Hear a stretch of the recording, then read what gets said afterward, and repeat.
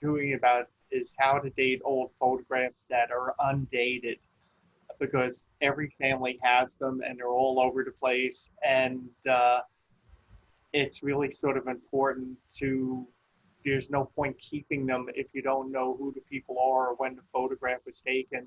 And this will help you sort of figure out exactly how to do that. Now, I'm just starting, so you didn't miss anything. And so anyway, I'm going to share the screen and you'll be able to see my PowerPoint. And, I hope you enjoy it.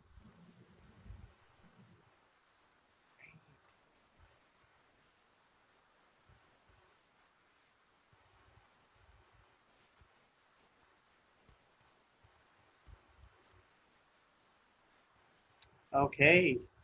So anyway, I just want to tell you all, in the interest of full disclosure, this photograph on the cover is actually dated. It was taken in July of 1906, and it's my grandmother and her brother and their mother. And but it's the kind of photograph that, people said, I don't even know when this was taken, much less anything else.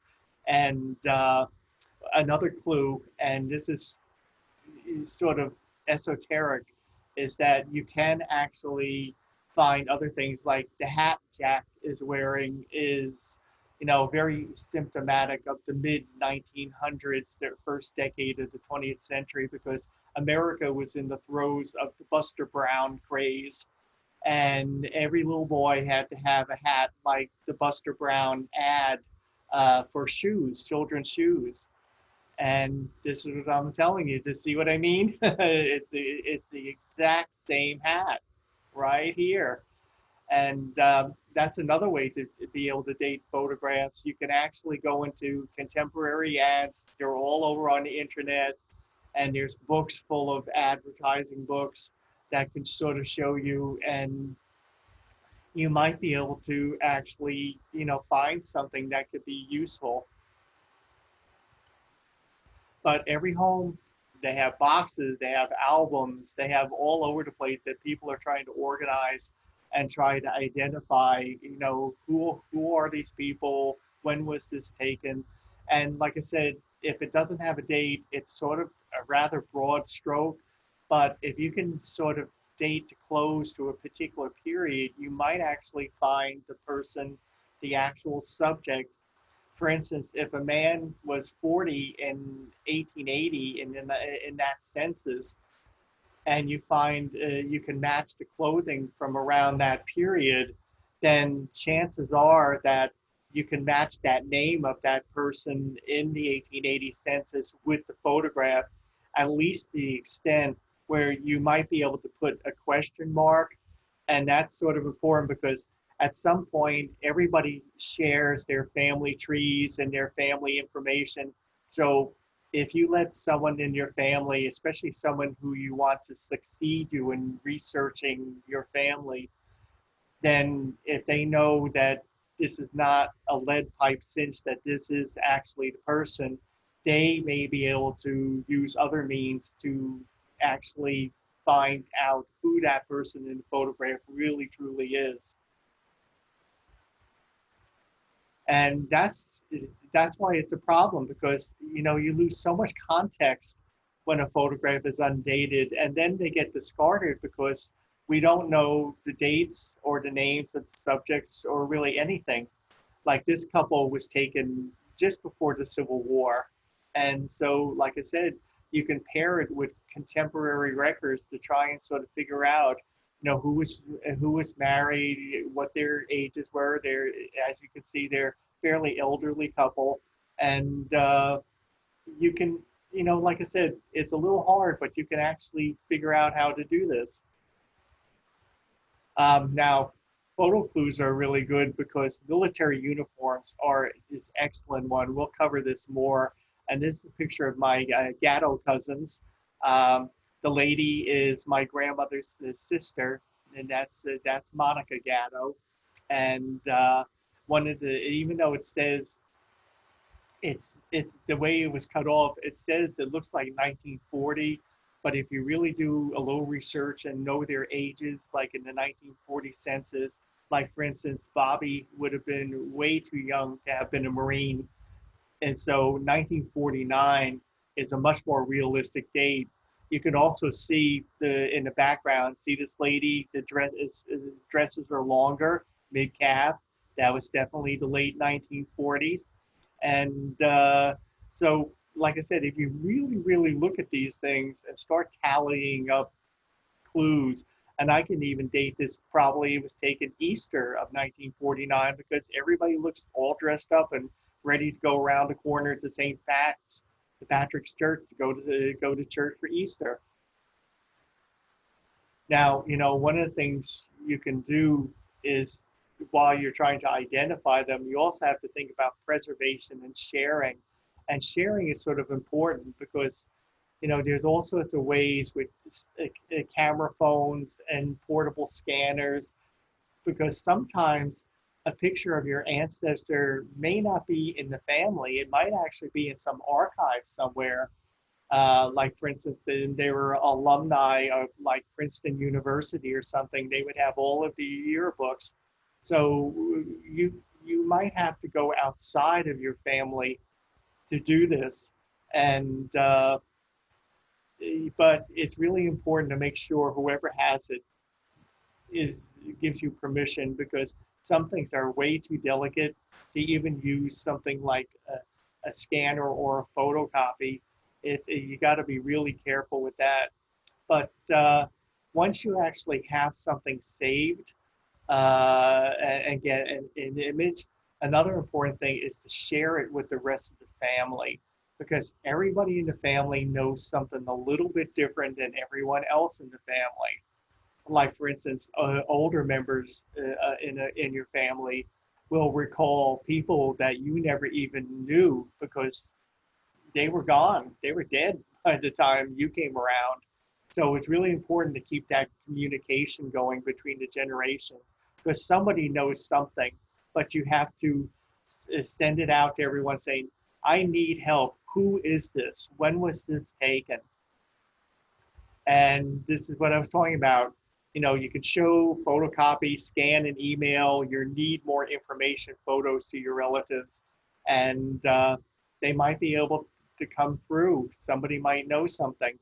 And now somebody asked me, is it safe to scan photographs? And I haven't seen anything that says you can't do this.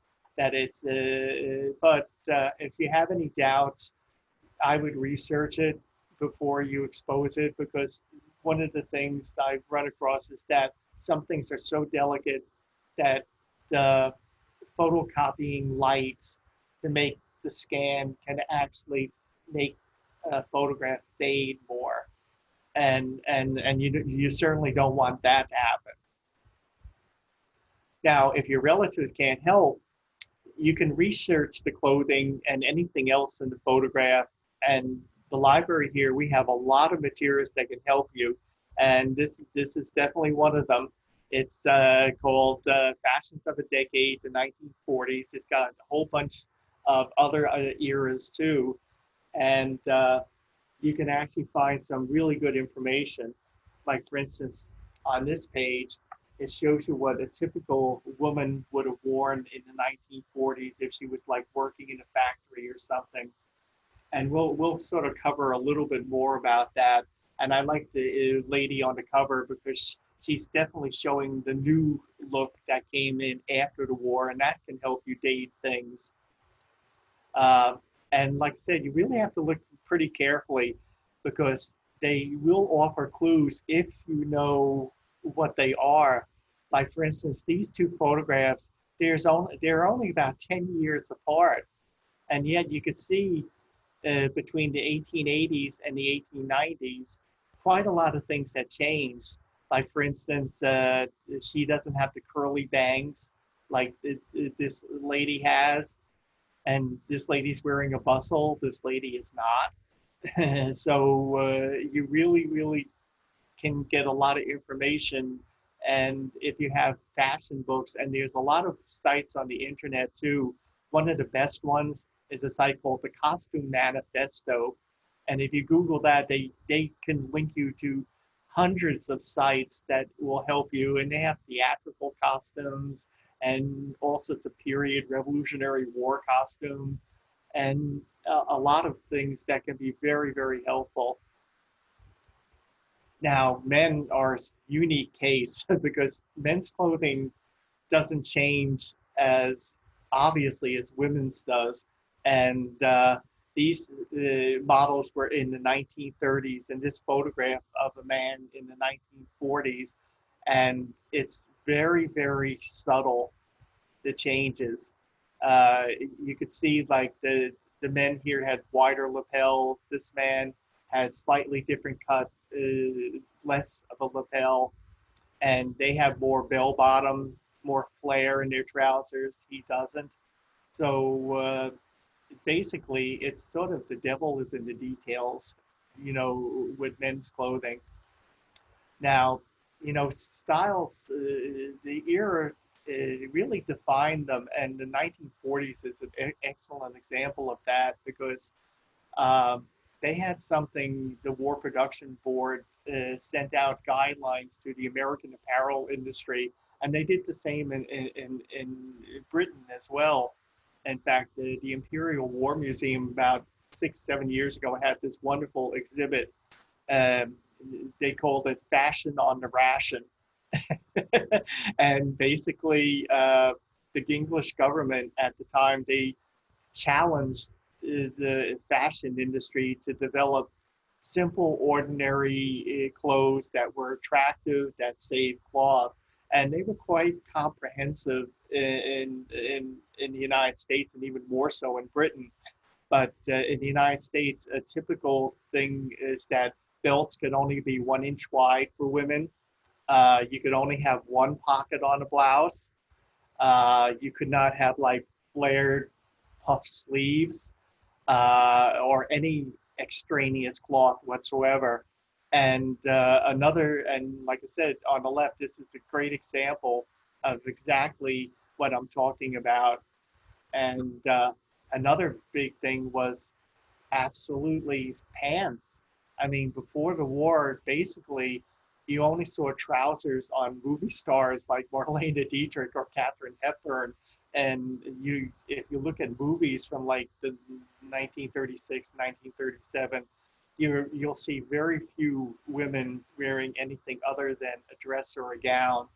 And with literally millions of women joining, helping the war effort by working in factories, I mean, when you're working in a factory all day and you still have to go food shopping after, you don't have time to go home and get into a dress. You just go right from your job and you go right to the store, get your stuff and take it home.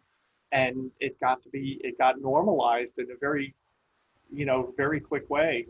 And because like my mother wore outfits like that, she made communications radios for B-24 Liberators, and so that's what they wore. And it's funny, this fashion print from 1942, it really clearly shows some of the changes in men's apparel that was going on at the time. Like this guy, he's wearing the pre-war lapels, and this man, you could see how much drastically, how much reduced the lapels were. And here's another thing that is, so men lost wide lapels because this affected men. The L85 affected men as well as women. It was very all way around for everybody. Um, we lost double-breasted jackets. We lost the customary extra pair of pants when we bought a suit. And in the end, we lost vests and we lost cuffs. These were all put on hold for the duration. And these are some sites I was telling you about. One of them is the Costa Manifesto. Another one is furniture. Furniture is really important in IDing old photographs, and we'll get to that later. The Metropolitan Museum American Wing has an excellent collection of things from the 1600s, from before the era of photography until well into the 20th century. So they're definitely good to look at. And you should also look at sites for vintage motor cars. And this is where the library can help you too. We have classic American cars. I mean, don't you remember riding in that thing? Because people often pose by their automobiles. Oh yeah, and jewelry is very important.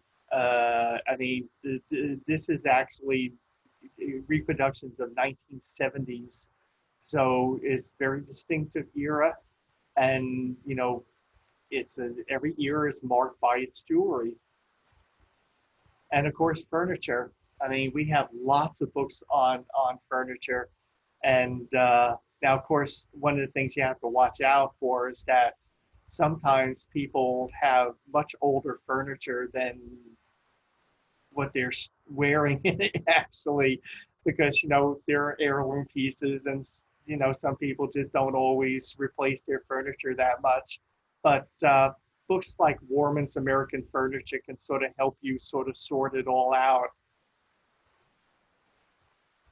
And you can see the styles changed. I mean, this is the 1950s and the 1960s living room, and the 50s had this sort of futuristic sort of Jetson style, and with very bold colors, whereas in the 1960s they went for more mellow things, like gold and mixed or more earth tones, which went on into the 1970s.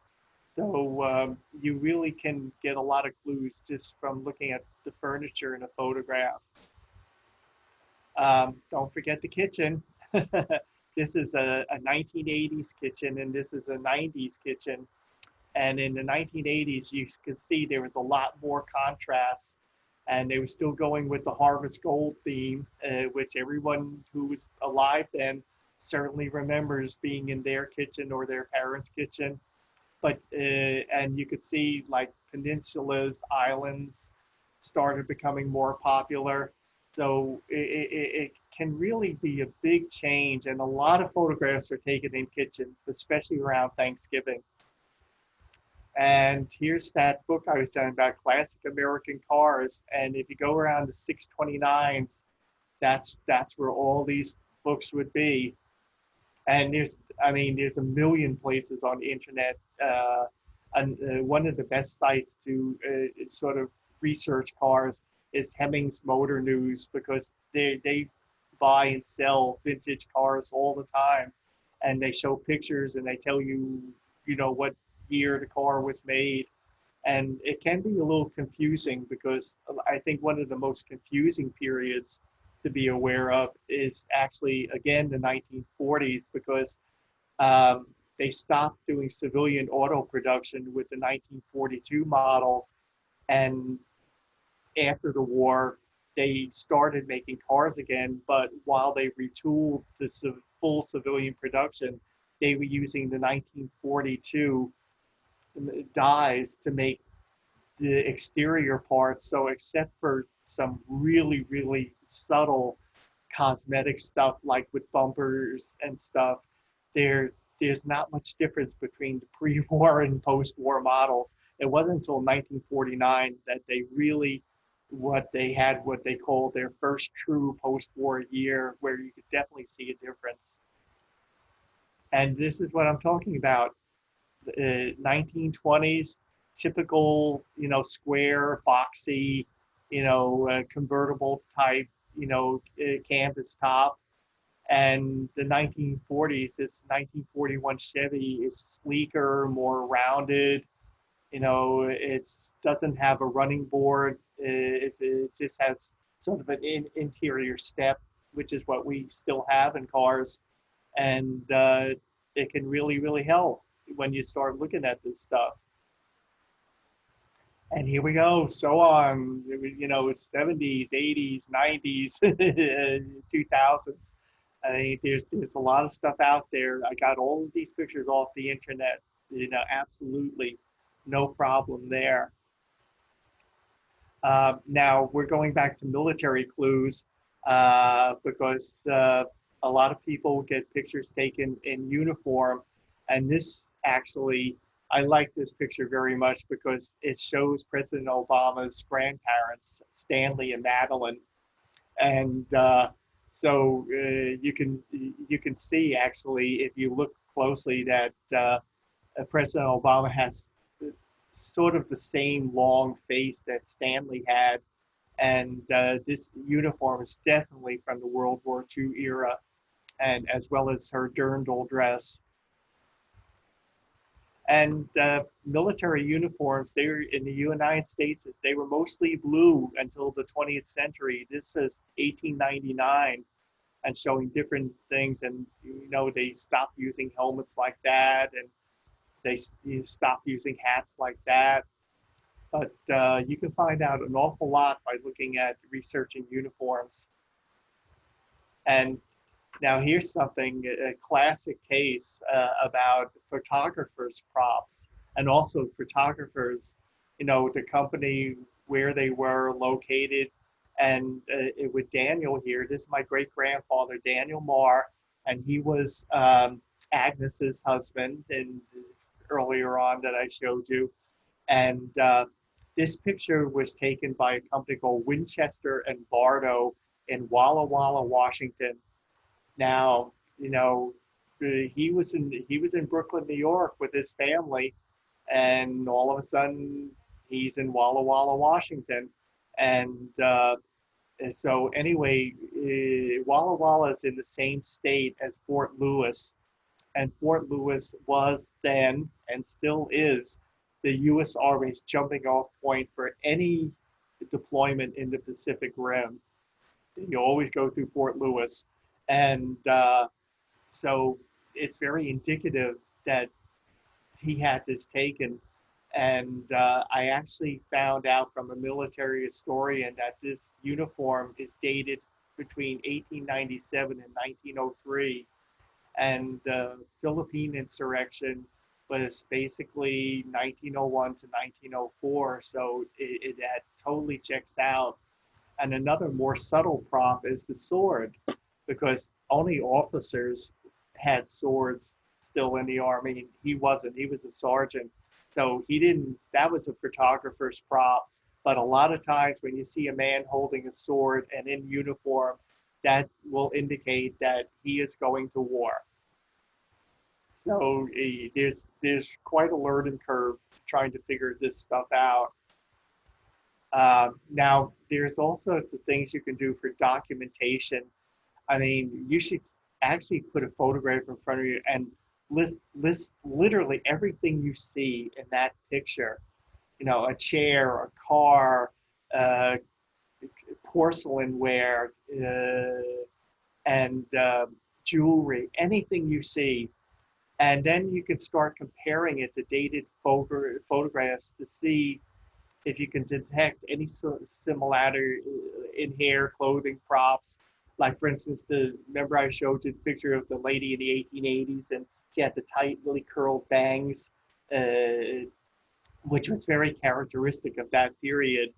And of course, you can use online and print reference sources, which is good. And you could also learn about social differences, because basically before roughly about 1920, photographs were very stiffly posed because of the technology. It often took a minute or more to actually take an exposure. And that's one of the reasons why people were so serious in the 19th century looking like this, because they didn't want to ruin the photograph.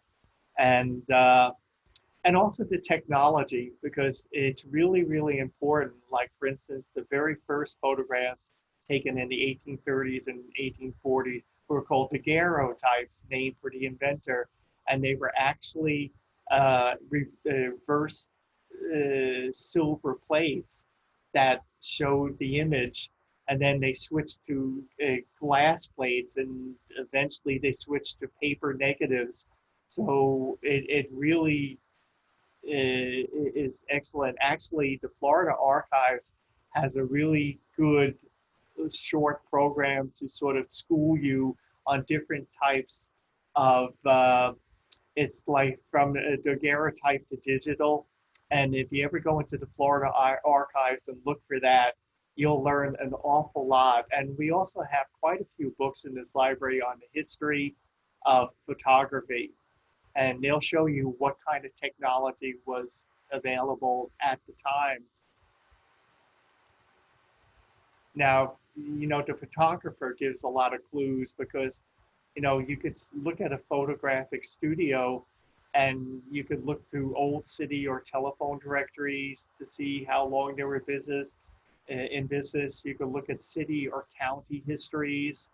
Another great site is Cindy's List, and they actually have a search window. They have literally millions of sites if you haven't used them, and they have indexes, search windows, and if you go to photos, they'll link you to all sorts of sites that you can actually use to find out. Because like this boy, it's definitely a confirmation outfit, so he was probably around 11ish. um, the photographer was in New York City, 923rd Avenue. There will be city directories for that, and you could find out how long they were in business and sort of get an idea. And of course, the boy is still in short pants because basically in those days, by the time boy got to be about 14, 13, 14, that's when he got long pants. And you should also try sites like Dead Fred. These are photo sharing sites, so you can actually, scan your photos and share them. And sometimes somebody out there might be able to identify the person, but it's also a good way to check because, like, I could put in my name, Wilcox, and everyone named Wilcox that they have a photograph of will show up. So now, so far, I haven't found anyone who I think is my relative. But another thing I found that's really quite valuable is that it shows you different eras, and you could sort of get an idea, like floor length dresses are earlier than like knee length or shorter dresses on women. So it can be useful. Another helpful site is Flickr. They have literally thousands of photographs, all different people and places. And they actually have a page. It's called Historic and Old Photos. So I would definitely go in and check that out. Now, there's myheritage.com. They actually have, you don't have to be a member to use some parts of this database.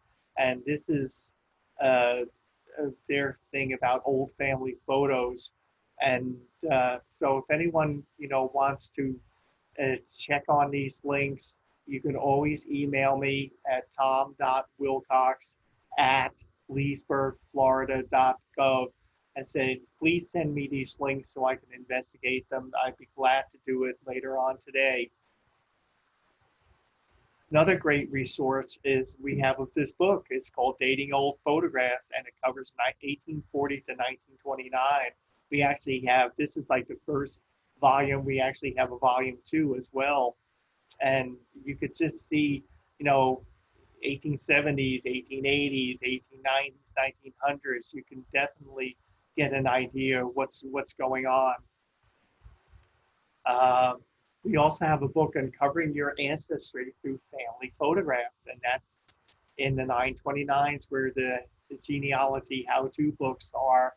And these are books you can check out because right now our reference genealogy section is closed off to the public.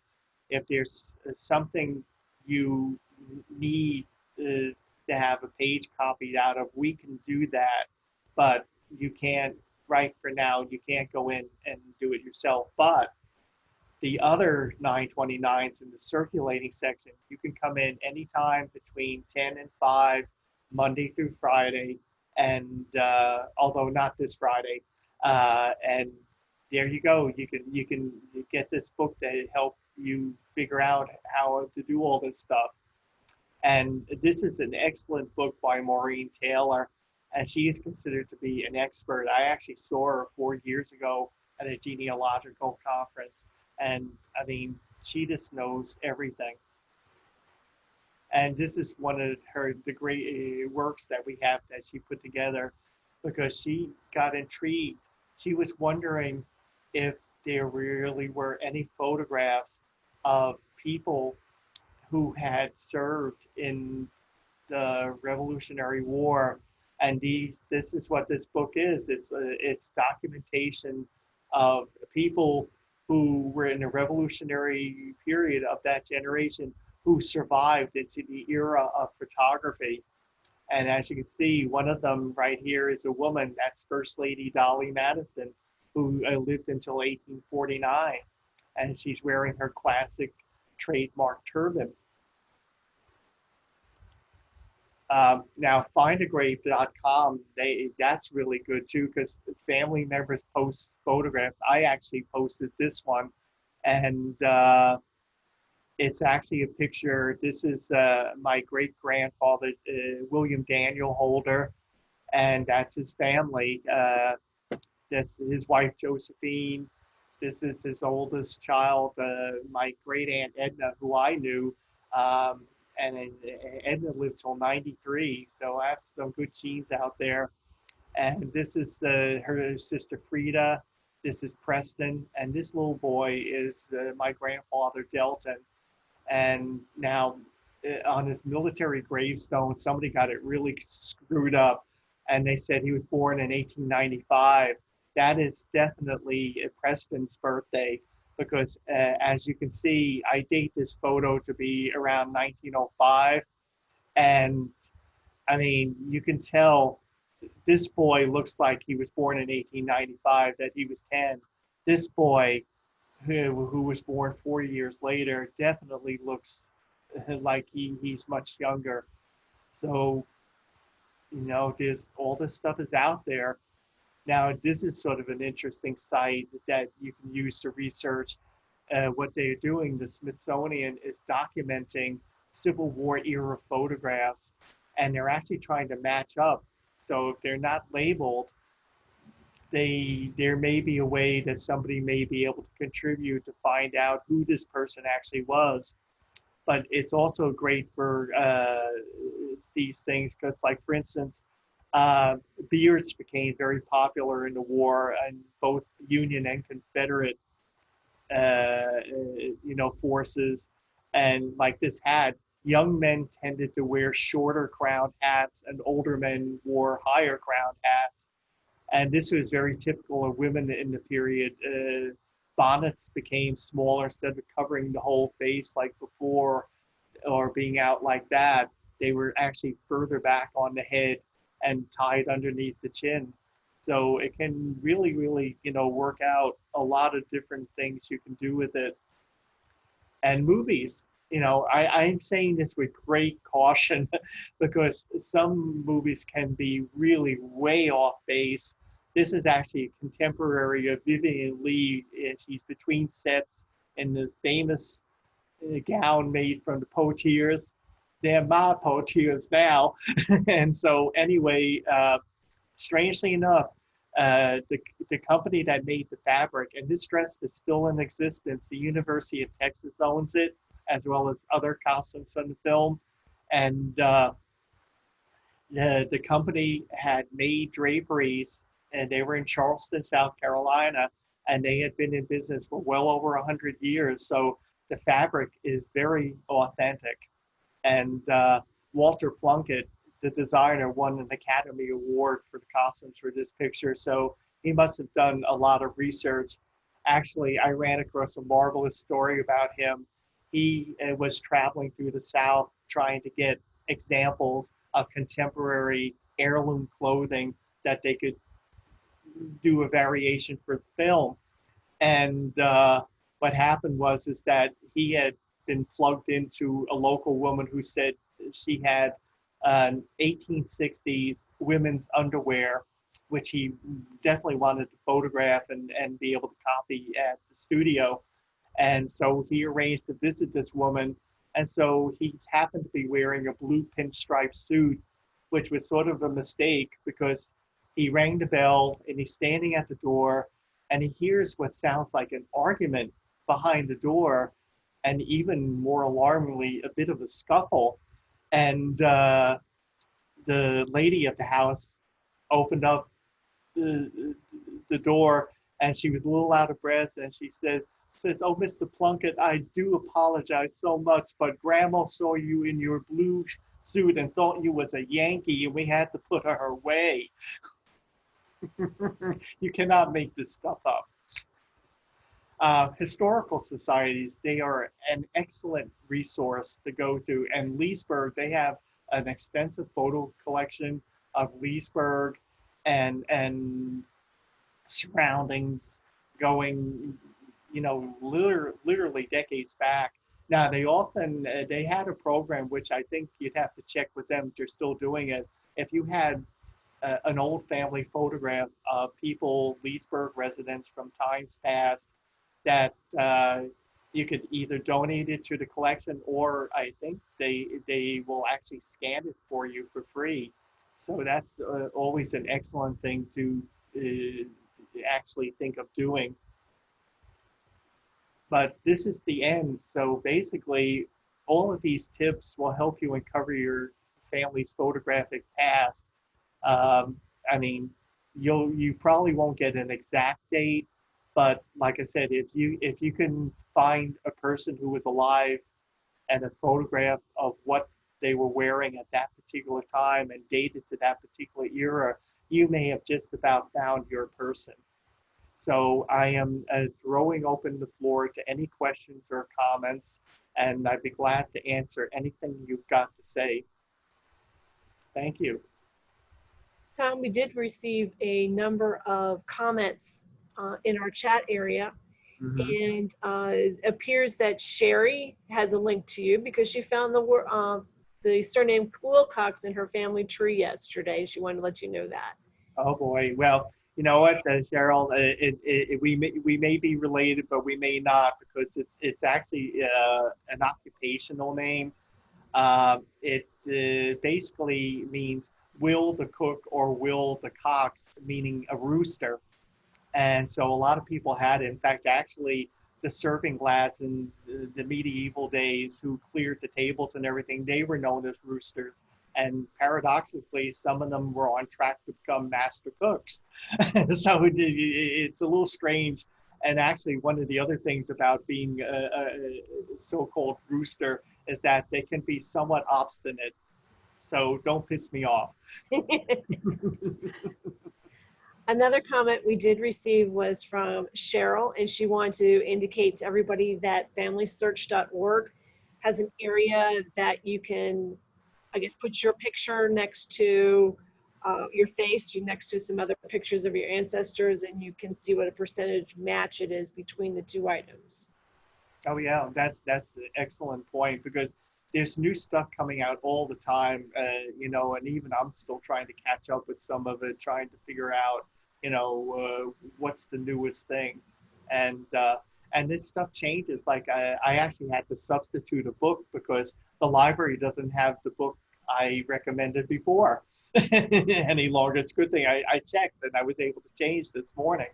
So it's really something you have to stay on top of. Hey, so any other questions, comments? I'm here.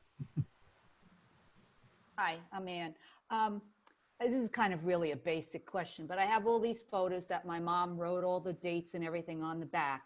They're Uh-huh. in a they're in an album, but they're fragile. And when you take, if you want to know the date, I guess I just want some suggestions of how you actually physically show what the date is. Do you just leave it on the back? When I take these old like postcards that my grandfather used to send to my grandmother before they were married. I'm going to see you Saturday night, Millie, you know, that kind of thing. When I take them in and out, yeah, that's what they used to do. My great grandmother sent a postcard to my father for his first birthday.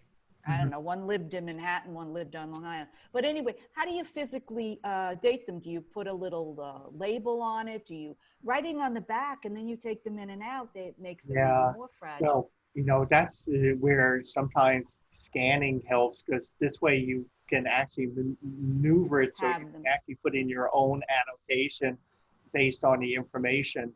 Uh, I'm talking about real albums, you know, yeah, the real original albums. albums from You the know what? 1930s.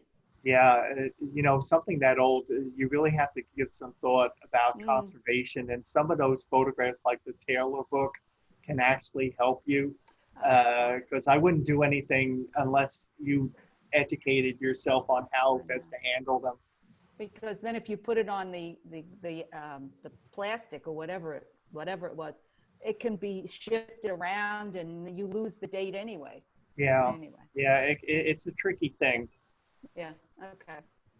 Or maybe I get some other people what they do.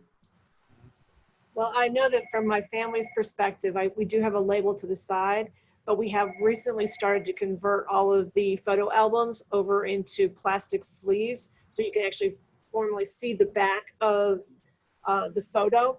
Because besides the date, my family actually put a lot of the names of the people who were in the photos on it. So you'd want to see that. So by putting it into like an Avery a photo slide area, then that way you'd be able to actually see the back also.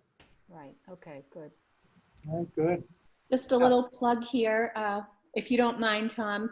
Kin Uh-huh. Seekers is offering a program on July 11th with Thomas McKinty on how to organize and preserve your photos. Okay, yeah. I mean, you know, I'm There you sure go. I should have thought of that. yeah, I'm sure Mr. McGinty probably knows a lot more than I do, but I'm just giving you my perspective in sort of, you know, an easy format. And I can even put in a little plug of my own, because later this week on the 2nd, it's not genealogy, but if you want to find out how a loyal bunch of 13 colonies suddenly became a new nation, you know, it's basically called How We Became the USA. And Elaine, that's going to be at 2, No, that is at 11 o'clock again 7. Okay. Yeah, some of Friday? them are at 2, some of them at on 11. Thursday. On Thursday. Thursday, okay. Yes, Thank July you. 2nd on at 11 o'clock. Oh yeah, and actually, you know, I'm very generous and even-handed. I even actually tell you a bit about the British side of the story, which generally we didn't hear about in school. So I think you'll find it very interesting. Tom, we did receive another question in from Sherry, Yeah. and she wanted to know if you had any suggestions on how to preserve tin types. Yeah, you know, I would refer you again to the Maureen Taylor book, and because they do fade. I think that's one of the reasons why they switched to paper, because they found that I think the properties of the image, the chemicals, actually lasted better. I can offer this. I know that Tom mentioned about portable scanners. And if you're not willing to invest that sort of money into try to getting your photos, because once you use it, hopefully that's the last time you would have to scan that particular photo. But if you do have your phone, there are some apps out there. And one that is highly recommended is called PhotoMyne, PhotoMyne, as well as Slide Scan. And one does the photographs, and you would just have to hold it up with, and would scan the image, and it would lock it into your phone, and you could actually then email it to yourself. And the Slide Scan is, as long as you have a bright surface behind it, you can actually scan negatives. So for those of you who happen to have negatives stored in your collection, you can actually get the photo off of that using that app also. Oh yeah, there's a lot of stuff out there. I'm actually, my mother and I are in the process of using my camera, professional camera and tripod, of taking photos of these old photos and then we're going to have a digital record of them. Mhm. But we're putting them all in archival sleeves Oh, yeah. after we get them. So, Oh yeah, actually, one of the things you could do, it was very popular in the 60s and 70s to have things, the gum with the plastic. If you can get them out of those albums, the sooner the better. I mean, they were very popular. I think they were called magnetic. Uh, yeah, and I'm in the process of doing that myself. I just found a whole bunch of slides I took that I actually, a friend of mine lent me his machine, and it's going to convert everything to digital. And so I'm in the process of doing that. I had to delay it because I moved. So, there's a lot of things you can't do when you're in the process of moving, and that was one of them. Okay, so if there are no more questions, I'm going to stop the share, but thank you all for coming. I really enjoyed talking about this. Yeah, and you. just Thank you to for wrap up, coming. again, thank you from the Leesburg Public Library. And just one more plug, Tom does have his program on this coming Thursday at 11 o'clock about how the American colonies became the United States of America. And his program after that will be on July 13th, again at 11 a.m. And it will be all about the president's pets. And we welcome each and every one of you to register for those events so we can actually make sure that you hear what Tom has to say to us. You will not believe some of the things that have been in that house. And again, we want to thank everybody for coming today. Thank you. Thank you. having Bye-bye. this. Okay, bye, everyone. Bye. Hello.